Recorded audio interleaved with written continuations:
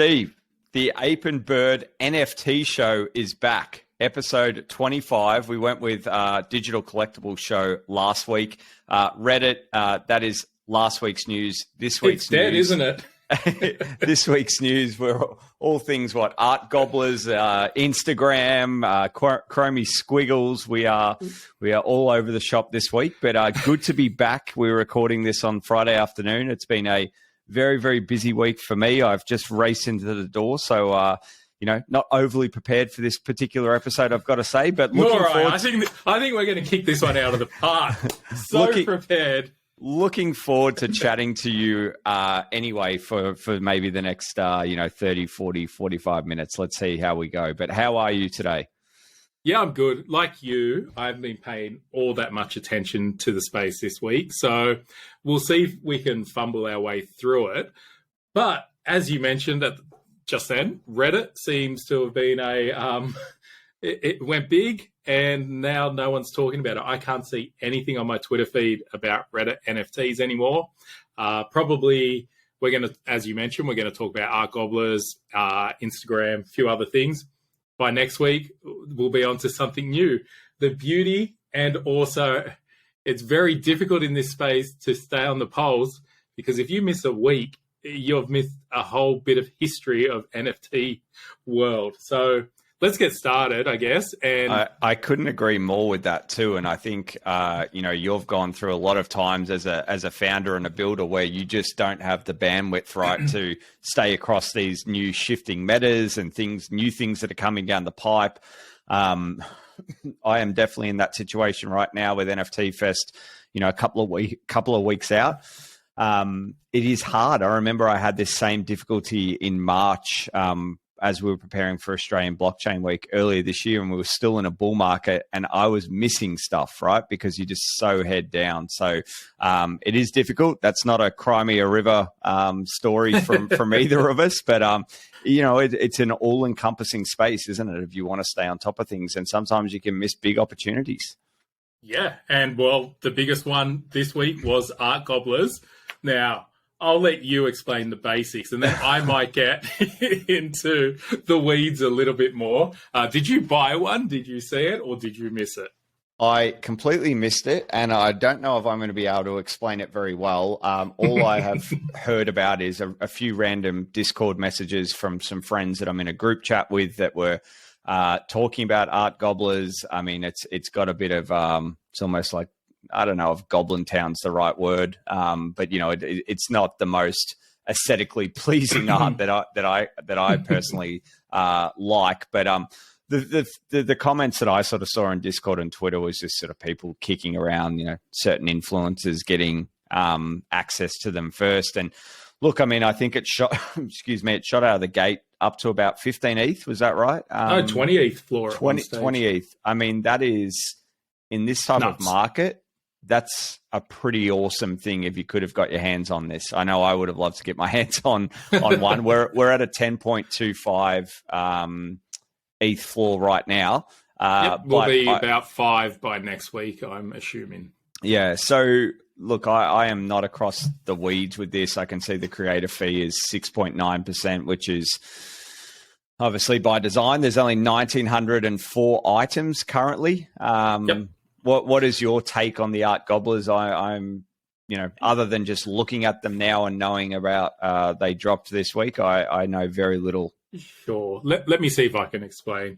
I've also done very little research on them, but we talked about Blur.io last week, new marketplace that has now overtaken OpenSea based on ArtGobblers turnover. They are behind ArtGobblers, so Paradigm. ArtGobblers is art by Justin Roiland, who, if you've ever watched Rick and Morty, one of my favorite shows actually, so his art style. I actually bought a lot of his NFTs last year on Nifty Gateway. So I was actually quite surprised to see the price of these ones go up so high. Because if you go back and look at any of his work from before, you'll see that it sold well and then dumped very quickly and has not recovered. So interesting one. But these ArtGobblers, they've I guess, paradigm with their knowing about DeFi and tokenomics. They've tried to put that together with art and a new sort of gaming aspect. So what you can do, these ArtGobblers, they have a little shape in the middle of them. And I believe you can draw on this app and then they'll poop out new NFTs that you can sell, but you require a token called Goo to create these, and Goos, you can buy that on the secondary market. So it's all Ponzonomics, really, wrapped up DeFi, and people seem to be buying all of this stuff. It was really fascinating to actually see the price discovery of these. So as you mentioned, there were, I think there's going to be a max of 2,000. So low supply, which is a good way to be able to pump a price on something. And then the first or second sale was like 6 ETH, then 8 ETH, and then out of the gate, 16 ETH sale from an influencer to a newly minted wallet with the exact amount in there, which some people have said could be a bit dodgy. But then you see a sort of floor. Whoever's holding these or was lucky enough to mint has seen these sales go up. So anything they put under 16 ETH, they take off for sale, and the new floor quickly became 16 ETH. I think it went down to about 12 for a little bit, but it continued to climb, and now the inevitable, after all the hype is over, which usually lasts a day in NFT world, they're back down to 10 ETH. There are a lot of accounts, which I feel horrible for.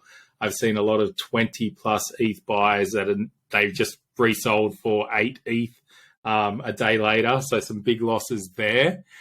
But yeah, who knows? There is that whole outcry about influencers getting them. But of course, influencers are going to be in any big project. It's a chicken and egg problem. Did it get big because of the influencers, or the other way around sort of thing? So I think any big project, and look, I'm probably going to try to do this with our players drop. If you can get influencers involved and all it's costing you is a few NFTs, of course you're going to do it. It's just how they then go on and if they sell early or whatever. But I don't really see a problem with influencers getting NFTs in exchange for talking about the project and so on. There are a few miniature issues that we will eventually go over in a future podcast. But yeah, I guess we're going to move on to sort of the hatred that I'm seeing on Twitter at the moment. And I guess we talked about this earlier. You're not seeing it as much as me, so I'm guessing it's due to our feed and what Twitter is showing us. But you were saying that your feed is quite nice and friendly and very Aussie focused. So tell us about what you're seeing in general on Twitter, and then I'll talk about what I'm seeing. Yeah, I mean, for me, probably 90% of it, maybe even 95% is very much, it's probably a little bit of an Australian echo chamber at the moment with NFTfest. I'm getting tagged in a lot of stuff and interacting with a lot of people that are buying tickets and asking questions, and sort of, we're getting a few articles and content pieces written about it at the moment. So I would say for the last couple of months, really, since we sort of had that Aussie Twitter takeover, it's really only been a month, to be honest. I think it was like 3 weeks ago. Yeah, it was. Yeah. And I've been running a lot of Twitter spaces sort of every Monday night called Road to NFTfest. We've had some incredible guests this past Monday night. We had Kieran Warwick from Alluvium. We had Cav Templey from Eskimo Joe that joined us for a half an hour chat. That was great really Aussie band. I haven't heard it forever. Oh, it was really insightful chat. You want to talk about a guy that's done his homework in all things NFTs. Like, he's about to drop something on the 22nd of November, which is the day before NFTfest starts. But yeah, back to Twitter. I mean, I've seen a few people like, I think, D-Farmer and a few of the old school apes that I followed very early on in 2021 still occasionally pop up in my feed. And I did see, I think he wrote something around like Twitter being a cesspit, or Twitter being, a little bit of, a little bit toxic at the moment in terms of sort of some of the stuff that was happening in the NFT space. I'm not seeing it, obviously, personally, but you are. So, like, tell us what's going on. Is it infighting amongst communities? Is it people that are just getting, worn down by the bear market? What's happening?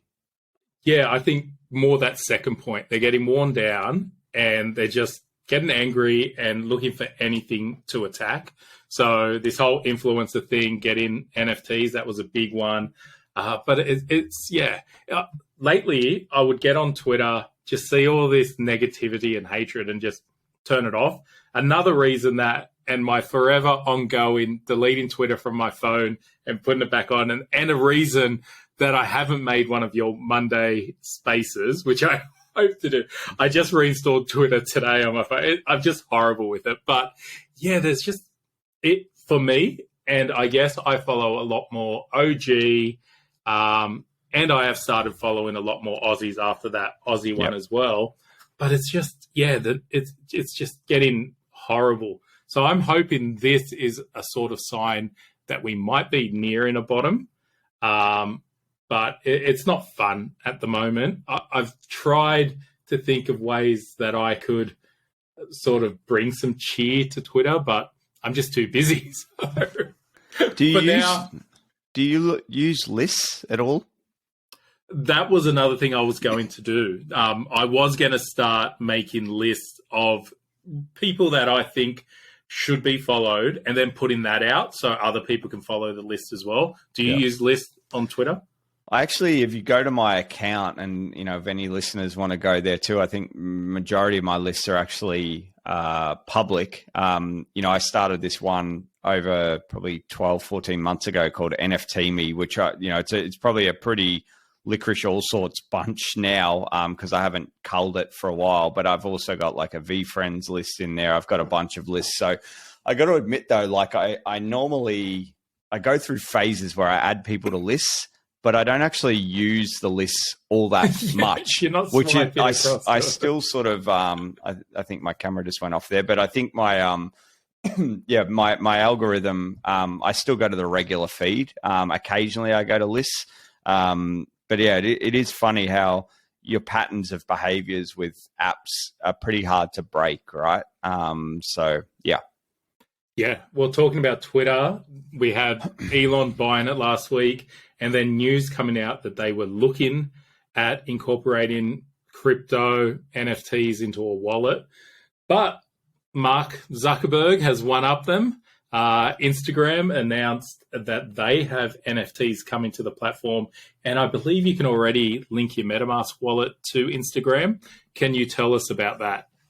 Yeah, so again, I saw this, what was it, yesterday or I think the day before, at a very, very quick glance, and I've said this before on the show, I'm very bullish on sort of Instagram, Facebook, and these big giant apps that we, have had in our lives for over a decade now, incorporating NFTs, and Instagram actually launching a marketplace within the app is incredibly bullish to me.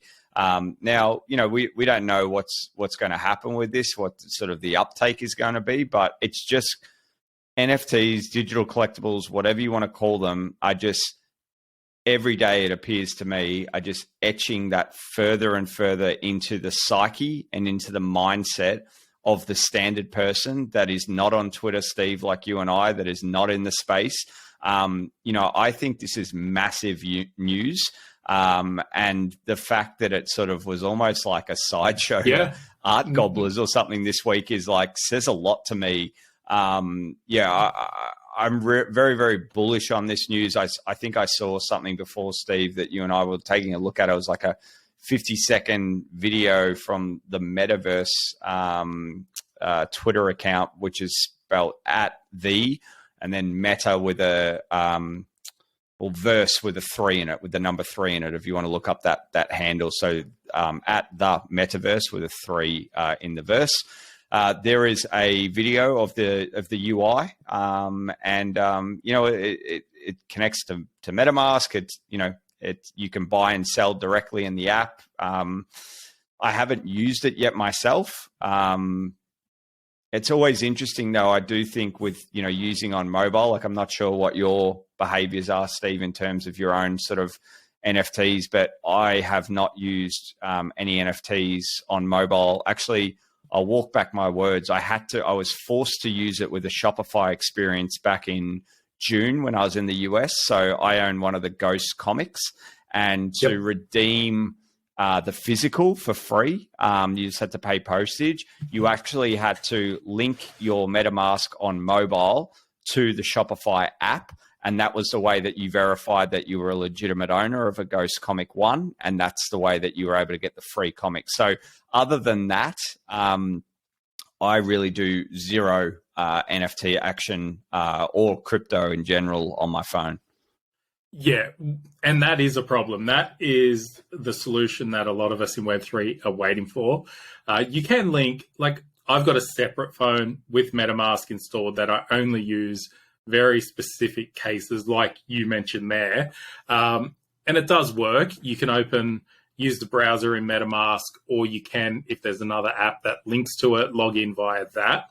And it works, but we do need to make these much simpler. And I think Instagram might be doing that. So as we know, it's on Polygon Network. And I believe they've got their own wallet integration. So if they could do something as easy as Reddit Vaults, then that will be a game changer here. And I'm surprised it's taken Instagram so long. And I always thought a year ago when NFTs were getting big that Instagram was going to be the home of NFTs. It just makes sense because everything's image-based. But Twitter, with all the chat, memes, and talking back and forth, evidently won. But yeah, this will bring in the next, Reddit brought in 3 million. This will bring in at least 30 million, if not 300 million new people owning NFTs. I'm not sure what NFTs you're going to want from Instagram, but I do know that the initial onboarding were a number of artists that I've bought prior on Nifty Gateway. So that art space of Instagram people makes perfect sense. They're just eating Nifty Gateway pretty much, and all these other platforms, Super Rare maybe, Foundation, and a few others. But will people be buying their friend's photo of them in Bali looking good with all the filters? That we wait and see, I guess. Yeah, I think it's going to be fascinating. But ultimately, I see it not necessarily being one specific classification of use. Like a lot of people talk about the quote unquote flex and sort of showing off that you have discretionary money that you can throw at whether it's a digital asset that's worth a lot of money just for sort of show. But I also think about when we're going to start bringing in the digital twin of physical goods, right? So whether you're buying the Adidas sneakers that comes with the NFT, and that's the digital version that you wear in the metaverse, but you're also able to display that on your Instagram.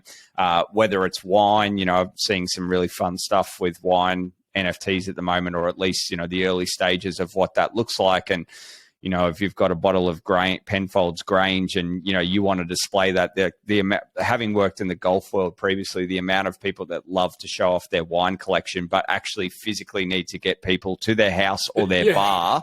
And then they don't want to let them taste it, though. No, of course not. You're generally not opening it, right? It has to be a very, very special occasion, but you actually are trying to show off your wine. Now, if that can be beautifully digitally crafted bottles of wine that are issued by Penfolds, and you can have that up on your Instagram, you're essentially sort of showing, well, here's my case of 1990 Grange or whatever it might be. So I think it's going to be a lot of use cases. And then on sort of the low side of the price tag scenario, we're going to have tickets, right? Tickets and things that mean something to us, the nostalgia parts of our lives. So whether that's having on your quote unquote NFT grid on Instagram, like it might be a grand final you attended for a sporting club that you love. It might be a concert you went to. It might be POAPs too, right? Like things like POAPs, like proof of attendance stuff as well. We're still waiting for the sort of NFT visual wallet that's easy to share. So at the moment, you have to somehow find my OpenSea link, really. So if Instagram, you can see my photos and then just swipe and you've got my NFTs. That will be awesome too.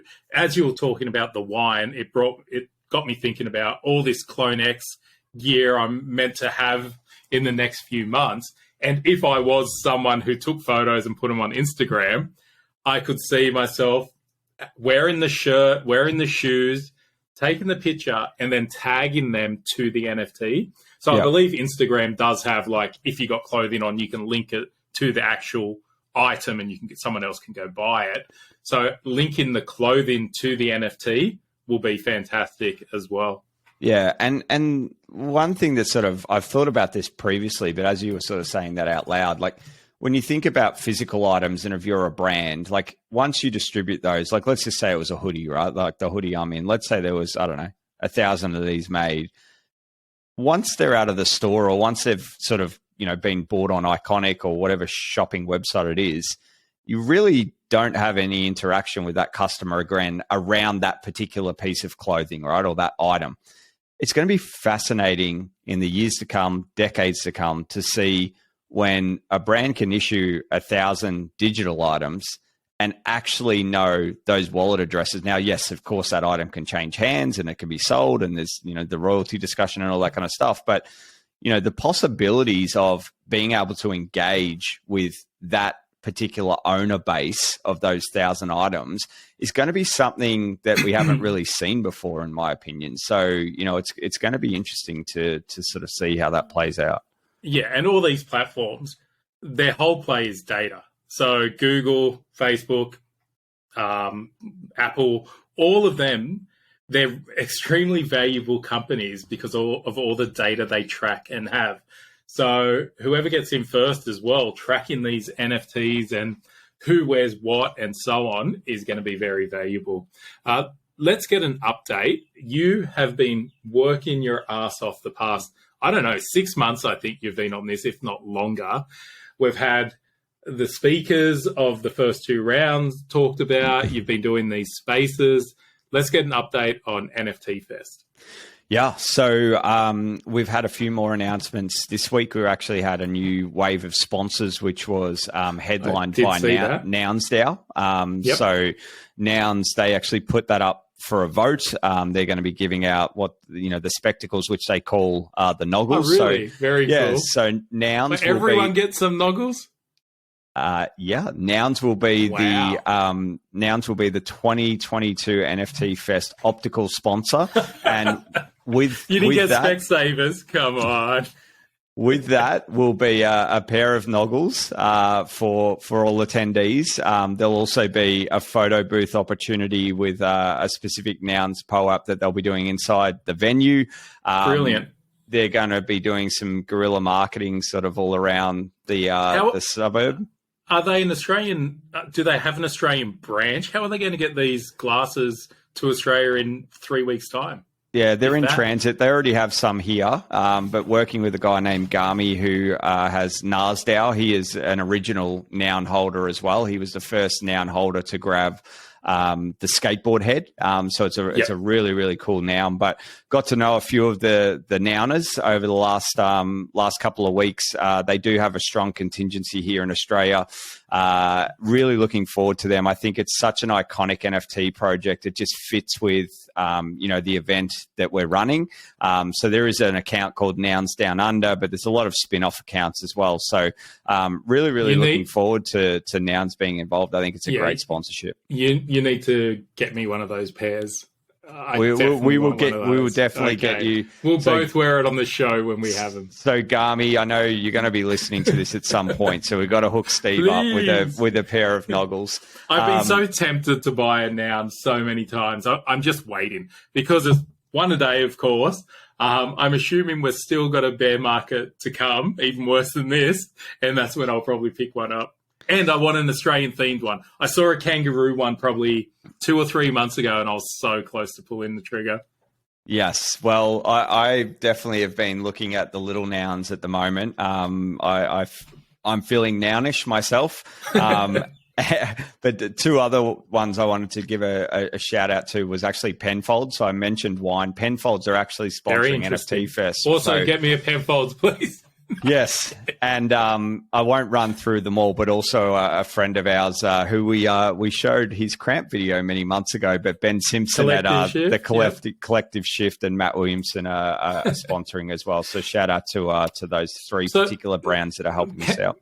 Penfolds has been into NFTs for a while, if I remember. They had a NFT linked to their bottles probably a year ago, if I remember correctly. Is that right? Yeah, they were quite early. Trying to remember what it was called, Block Bar maybe. But yeah, they've been dabbling. I've had a couple of meetings with them, and they're firmly in the camp of sort of dipping their toe into all things Web3. They're learning as they go, but they essentially, as a traditional brand, I think it's a fun fit, right? As NFTfest, you look down the line of the sponsors we've got. Most are crypto native brands. Most have only been around for 1, 2, 3, maybe 5 years at the most. So to have a traditional brand and such a respected brand, an iconic brand in the wine world, sort of put a flag in the ground, I think is a really fun thing. So very cool. Yeah. All right. Overall, I should say too, tickets are starting to fly, which is great. So we're really getting a massive influx this week as we get a little bit closer to the event.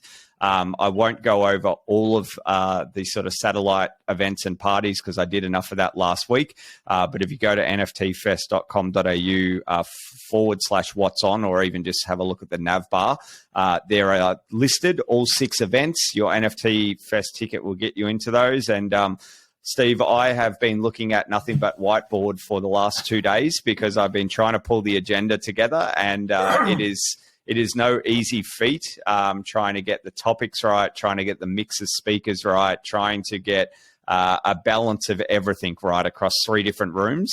So it has definitely been sort of driving me a little bit stir crazy, but I think probably this time next week we'll have the agenda revealed, so you can ask plenty of questions coming around that from that.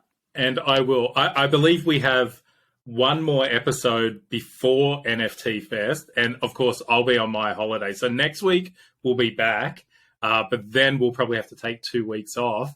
How are we going to? Maybe we will have to do something in between. Are you away on the 18th? Are you?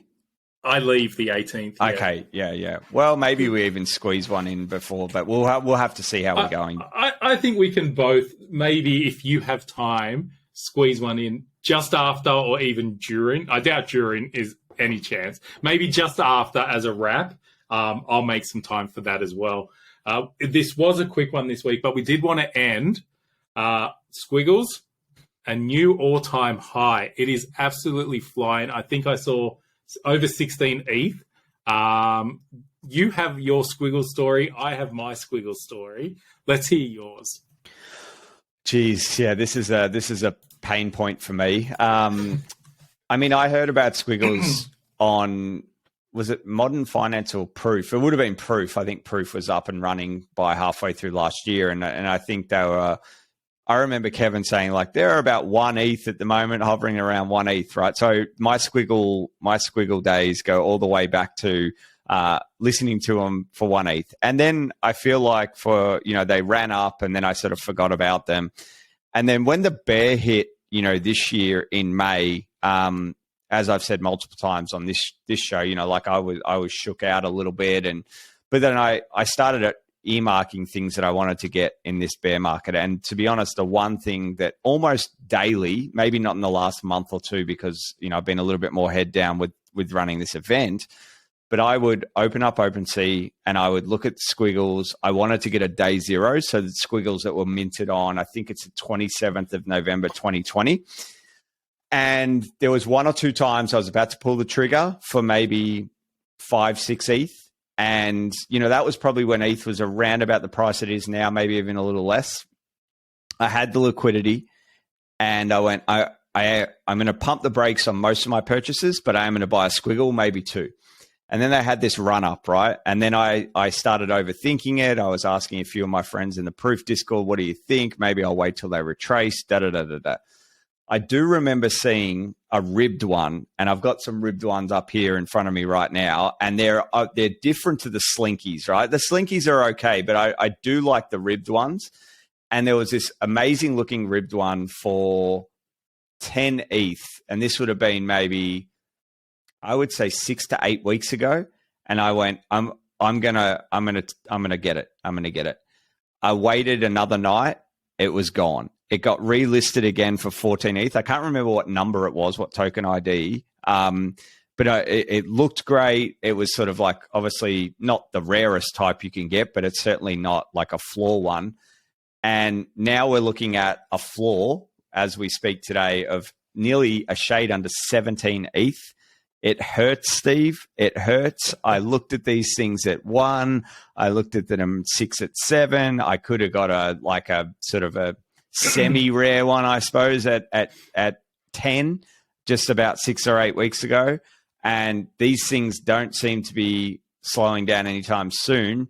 Having said that, we always would expect a retrace at some point. Of course. The other thing with Chromie Squiggles, as I'm sure you're very aware of too, is very rarely do you have more than, say, 250 squiggles listed at any given time. Like, they generally float around 1 to 2% of the total collection listed.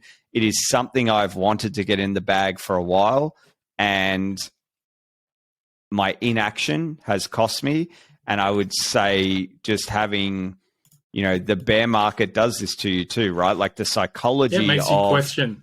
The psychology of, is it the right time to buy? And, this one will haunt me for a little bit, but I haven't given up, right? It's not off the table completely yet, but it hurts. Now, tell us your story. Well, it is interesting seeing this price rise in this current market as well. But being the first art blocks, and of course punks being punks, they're the two that I feel I've sort of missed at the moment now. I remember punks at about 30, well, initially 12 at the start of last year, but 30 after a big retracement. And now Squiggles, the first time I looked, it would have been around the same time as you, but I was looking at art blocks packages. So this was pretty much every art block drop. People were bundling them. And this one included a great squiggle, a fidenza, just everything. What was the goose one? Anyway, it had ringers. All the ringers. It had a ringer in there. It had everything that any big name in art blocks, it had it in there. Price, 16 ETH. And I remember I had clicked the buy now, and I'm like, I really like all of these. I really just want the fidenza more than anything in there, and then didn't buy. And then again, I've looked at Squiggles a number of times. The most recent, which was a tweet that went pretty well, was when they were about 8 ETH. And I was about to buy one. My son saw it, and he's like, oh, I can draw you that. And he did a fantastic representation on his iPad of a squiggle. I put that up on Twitter. I think, who's the owner of Artblocks as well? Eric Snowfro. Yeah, Snowfro. I think he even liked the tweet, and other big squiggle holders that liked it. I didn't end up buying at that stage. And then now, of course, it's got away to a price where I'm thinking it's currently a bit higher than I think is value. So again, I just play the waiting game. As I've mentioned before, I think we're still waiting for this huge recession that's going to hit next year. People will probably get angrier on Twitter. So I'm waiting for real fights, real fights on Twitter, and things to go down in value before I start snapping up a lot of things. It's hard again, back to the psychology of it all. It's hard to buy into this recent pump, right? Part of me wants to, but you sort of like, you're expecting a retracement, but where does the floor reset to? Look, I got to be more harsh on myself. I'm in the Proof Collective. Proof as a whole, Kevin, the whole works have been so bullish on Squiggles from day one. It's almost like a sin, really, to not have a squiggle if you're in Proof. And I have fumbled the ball on this one. There's just no. You do have a squiggle though. You have a VFriends / I have squiggle, don't you? It's a very good point. I do have a VCon ticket. I only have one because I actually gave my mate of a mate of mine my second one because he came to VCon. So I've let him keep that. He probably doesn't actually know what he's sitting on. Maybe I'll ask it for back. No. I will rock myself to sleep actually tonight with my protoglyph. So I'll just. Well, you got it exactly. Yeah. So personally, I'm not going to be too fast if they just go nuts. I would actually love for Squiggles to have 100 ETH floor, Punks to have 1,000 ETH floor, and not have any, just because that means NFTs have become a thing. And if they're going well, a lot of my other bags will pump as well. So it's not like I do think they are historic. They do look good. I prefer Squiggles way over CryptoPunks. But yeah, I just hope they keep going well and get a huge community behind them. And of course, price goes up. Yeah, I think they're actually minting the remaining 300. They are. You keep seeing them. Yeah. So I think they've been doing them recently. So right. I don't know. I know they had an event where they minted a few, and it was up for auction.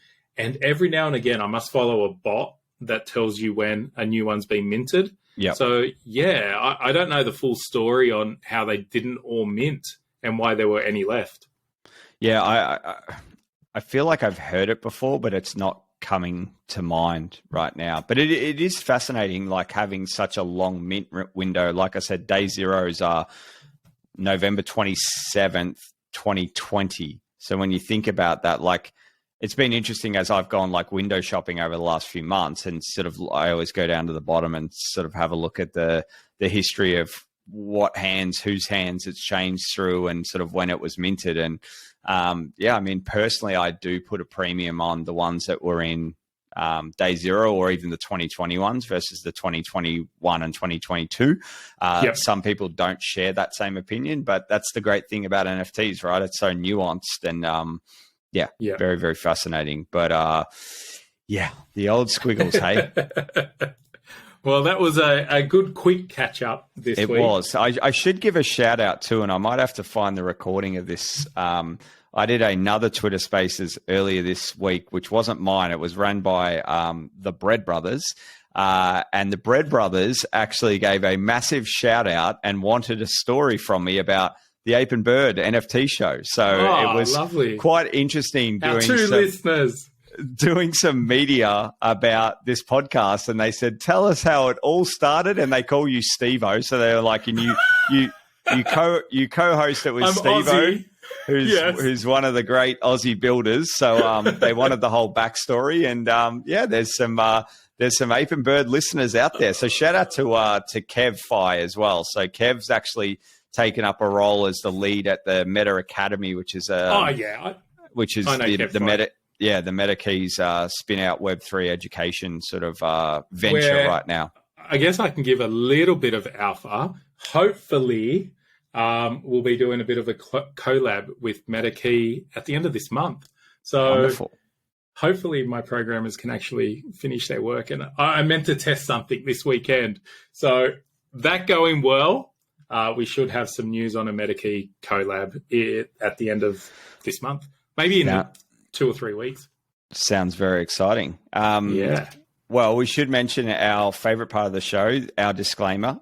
Nothing we have said on today's show Don't buy ArtGobblers or any other show is financial advice. This show is for educational and informational purposes only. Educational and some entertainment. I was going to say informational and entertainment purposes only. Nothing is ever financial advice here, but we thank everyone for tuning in on a shorter episode than normal. But we will be back next week with episode 26. We appreciate you tuning in, and we'll see you next week. Catches.